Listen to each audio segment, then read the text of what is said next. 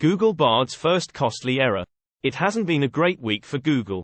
Not only did the company's mistake-laden Live from Paris event fail to live up to expectations, its highly anticipated new AI chatbot tool, Bard, has made a factual error in a demo video opens in new tab that was intended to show off the software's impressive capabilities. The blunder, which sent Google's market value tumbling by $100 billion, saw Bard incorrectly respond to a user who asked, "What new discoveries from the James Webb Space Telescope can first tell my 9-year-old about?" In the clip, the chatbot answers with a series of bullet points, including one that reads, "JWST took the very first pictures of a planet outside of our own solar system." NASA, however, claims that the first image of such a planet, called an exoplanet, was captured by the European Southern Observatory's Very Large Telescope in 2004. In other words, Bard got the query wrong, raising concerns about the software's future integration into Google search.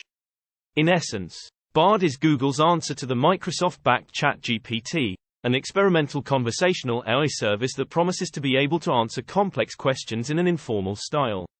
The software is powered by Lambda, short for Language Model for Dialogue Applications, which, like ChatGPT, allows Bard to understand human language as it's written. But where Microsoft looks to be pressing full steam ahead with its redesigned AI-powered Bing search engine, Google isn't being so hasty with its full-scale integration of Bard into Google Search, and for good reason.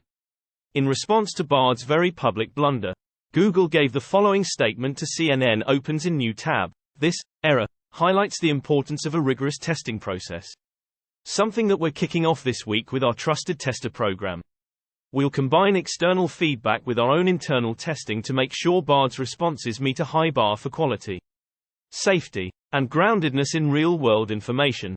It's clear, then, that Google is downplaying the real-world viability of AI-powered search engines for now. The company is still describing Bard as an experimental service, and the disclaimer underneath the program search box suggests that it may give inaccurate or inappropriate information, as it did in the case of the aforementioned James Webb Space Telescope query.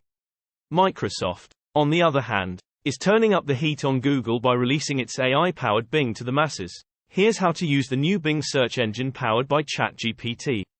If you're interested, when the program might not yet be ready for real-world use. But Google has more to lose than Microsoft in this AI battle. On average, Google plays host to almost 90% of global search queries, where Bing caters to just under 10%. Microsoft is clearly hoping its rapid integration of ChatGPT into Bing will bump up that market share figure before Google has a chance to respond with the full-scale rollout of its own Bard program. Google, though, is clearly hesitant to pull the trigger on Bard if the software's integrity isn't watertight. An error-prone Bard would undermine the integrity of Google search as a whole.